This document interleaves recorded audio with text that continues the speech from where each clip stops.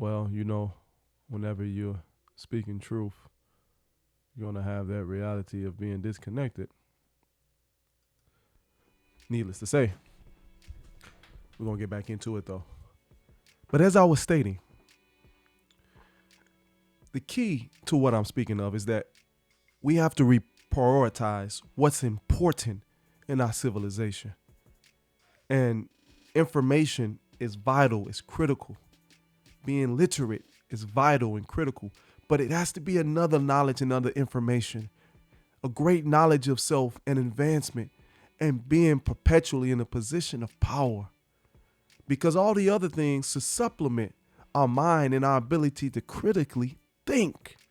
That's the key I want to talk about. And being intelligent supersedes the ability to retain information, read or write. Being intelligent is always being in a position that you are in control of and that you have power, making the best decision for yourself and those who you are responsible for perpetually. So we're talking about intelligence is the ability to always thrive. So I don't care how much information you know, how much knowledge you have acquired. If you're not taking care of your health, you're not intelligent. If you're not treating your family right, you're not intelligent. If you're not going up and creating and changing the circumstance, removing the present system of white supremacy that we live in, destroying the ignorance of our people that we are perpetually under, then you're not intelligent. Not as a man. I'm speaking to men now. So, as always, I want to get to true intellectual masculinity for this next level of growth and development. Now, we understand that in European society, especially as of late, masculinity, black masculinity, is not just considered toxic, it is become a weapon of mass destruction. You are the greatest terrorist on the planet, a black masculine man who has morals and ethics. So I want to hit a couple of points of how we must live in another paradigm intellectually if we're going to advance as a person first, as an individual, then as a family, then as a nation of families. Masculinity does not fear death. And I don't mean in the most superficial way that you just run out into dangerous situations all willy-nilly, that you partake in decadent behavior that has detrimental effects to your health. I'm not talking about that type of fearlessness as it relates to death. I mean that you are willing at any given moment to put your life on the line for the protection of your family, of your people. That you don't care what the result of your open and outright enemy as it relates to your opposition to falsehood, to lies, to deception. That you won't capitulate because someone is threatening you with the prospect of death. You won't compromise. You won't give up. You won't turn on your responsibilities and duties because someone has propositioned you with death. You don't cower down in front of a gun. I'm not saying be arrogant, be unintelligent. Think always. It's about preservation of life, but you know that you don't have a life that's worth living if you're not willing to sacrifice that life for something greater. Also, black masculinity, intelligent, masculine behavior is not afraid to, in the most special of circumstances, to defend life by possibly taking a life. Now, I'm not advocating violence, murder, or any of those things because we are vehemently against it. There's too much killing and murder and mayhem as it relates to our people, especially the interactions between one another that is promoted or promulgated mostly on death.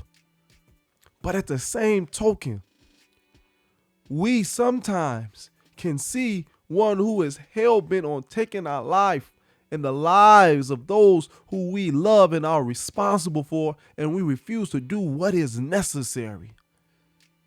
Because if you can't protect, then what are you there for? A man's role is to protect and to provide. And that goes in the physical, mental, spiritual, intellectual, and emotional. You have to protect and provide in all of those aspects. So, and I could go deeper, but I just want to touch that for a minute. You don't fear it. But I want to hit this note real quick. That masculine black man doesn't fear life either, meaning that he's willing to live his life to the fullest and do everything in his control to promote a healthy lifestyle so that one can be there to be a protector and a provider. But most importantly, he is setting the example. He is setting the precedence for his children, for his wives, so that they can have a viable model and example of how to live themselves. Can't fear death nor life. Point 2, black masculinity, intelligent masculine attributes is defined by sacrifice. You can't be a godly man. You can't be a man that is striving to be a God and not willing to sacrifice for the greater good. You must give up something. When you become a father, when you become a husband, you give up that lifestyle. You give up the streets. You give up chasing women or whatever or those vices that had consumed you before. Idealistically, we don't want to perpetuate or practice them in the first place. But if we do succumb to the world, once we take on these responsibilities, sacrifice is inculcated. As a father, you're going to go sleepless nights. As a father, your children, your wives have to eat before you. I mean, I'm using certain smaller examples, but I'm saying your life has to be defined by sacrifice. But a greater sacrifice, what are you willing to do, learn, and acquire to advance yourself and your progeny? You can't expect your wife to do all the sacrificing. You can't expect those around you to do all the sacrificing when you're not willing to sacrifice yourself. And that's been a great ailment in the black community. We have put most of the sacrifice on the woman, and the man hasn't taken that obligation on himself. We want the woman to understand, yet we're not setting an example. We want the woman to sit back and be quiet and not produce, yet we're sitting on the couch and just running our mouths, chasing other women, trying to follow some tail, and yet and still we just go irate with the thought of a woman even having a conversation with another man. See, we don't understand sacrifice, and therefore our women, our children are unwilling and unwavering when it comes to sacrifice because we haven't showed them the proper example ourselves. Masculinity, number 3, does not respect weakness. See, you need both feminine and masculine aspects in the home, and a lot of the imbalance is produced through the lack of both in a real constructive way. One of the negative connotations that have been attributed to the black man is that you too masculine. You too manly. That's like telling a bird you fly too well or a fish that you swim too well. It's ironic.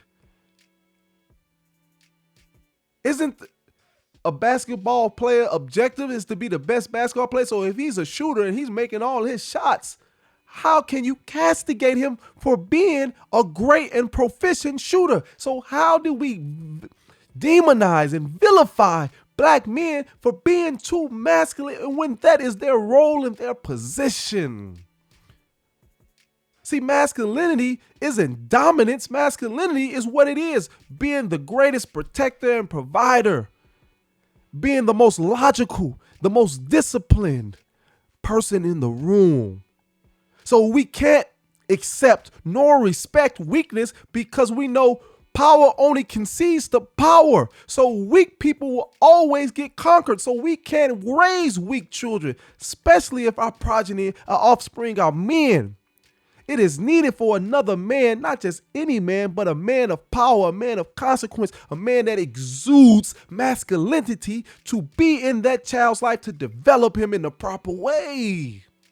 Otherwise, we're sending out a physical male body with an effeminate, emotional, and intellectual disposition. And we know that he's going to lose every time of the way. But it's going to seem as if he's going to win because we're in a society, I said, where the greatest threat is that masculine black man. So if they see a feminized young black boy, they're going to come around him and try to adorn him with gifts and admiration and take him to different places because they know he is not a threat and they can use him in a destructive way amongst our people.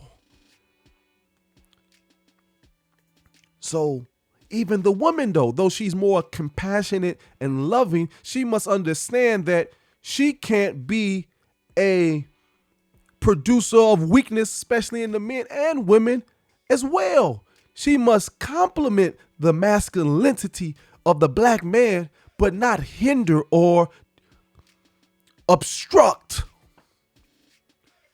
And that's why both have to be on one accord. There cannot be enmity between the man and woman any longer. Point number 4, black masculinity demands respect. Demands respect. Meaning that, how do you demand respect? It's not through the barrel of a gun. It's not by buying off people, though we must accumulate the necessary funds and resources to provide and to protect and to create. No, that's not how you do it. You demand respect by always giving respect. Most importantly, by respecting yourself.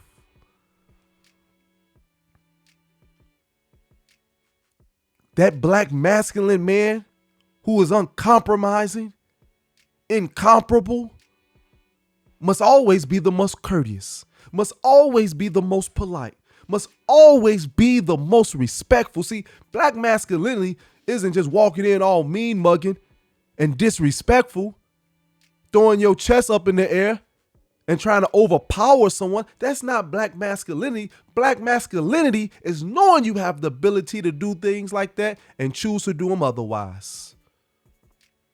That you know you're the strongest in the room, but you don't lay a finger or hand on anybody.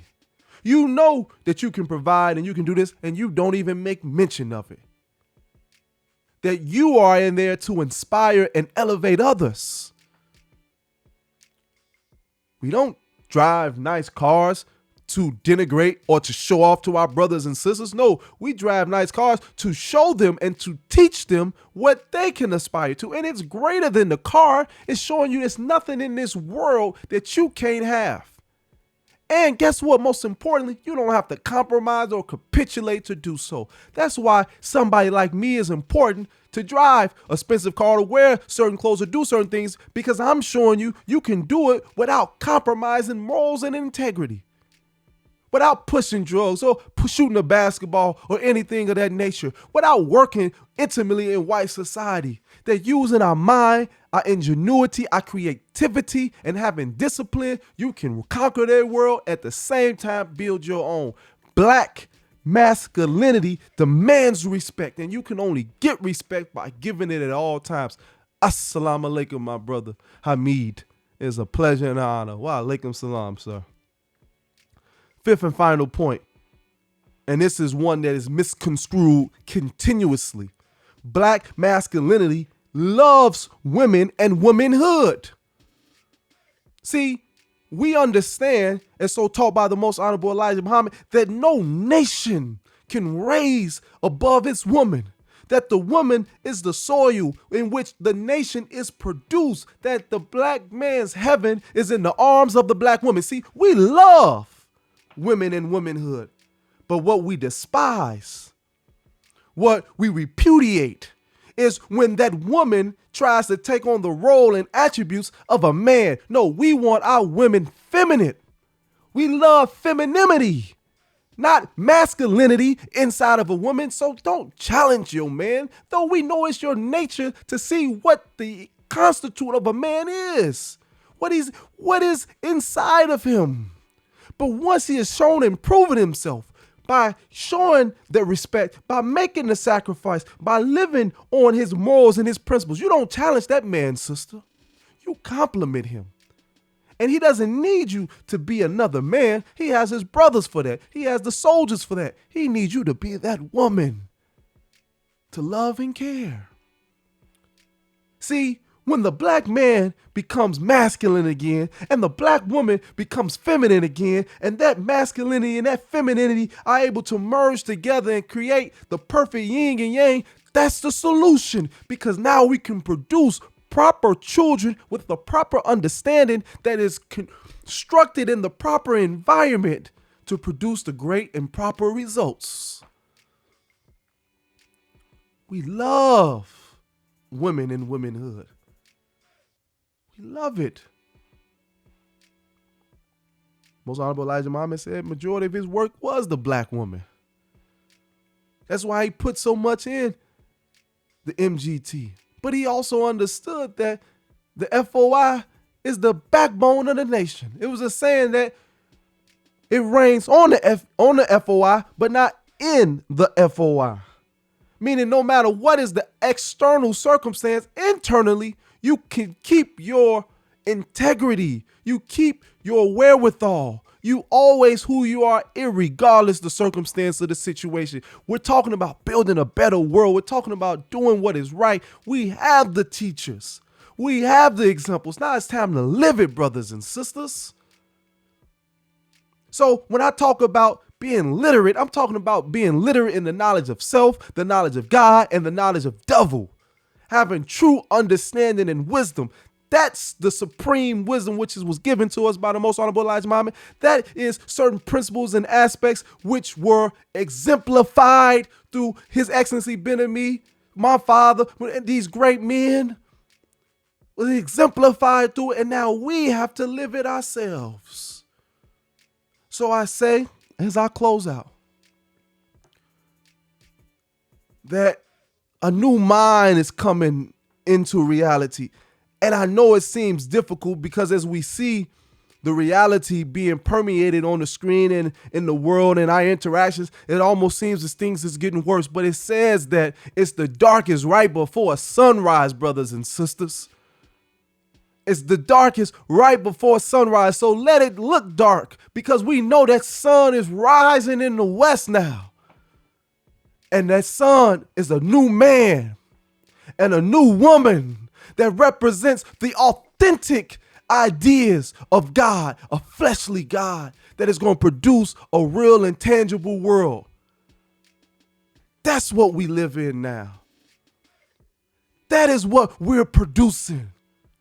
No more fear, no more cowardice, no more capitulation, no more compromise. Never backward, but ever forward in truth and righteousness. I thank you for listening to my big brother Ishmael. Assalamu alaikum, my sister. Thank you so much. And all those who are watching, I leave you as I greeted you. In the words of peace, shalom alaikum, assalamu alaikum, peace be unto you.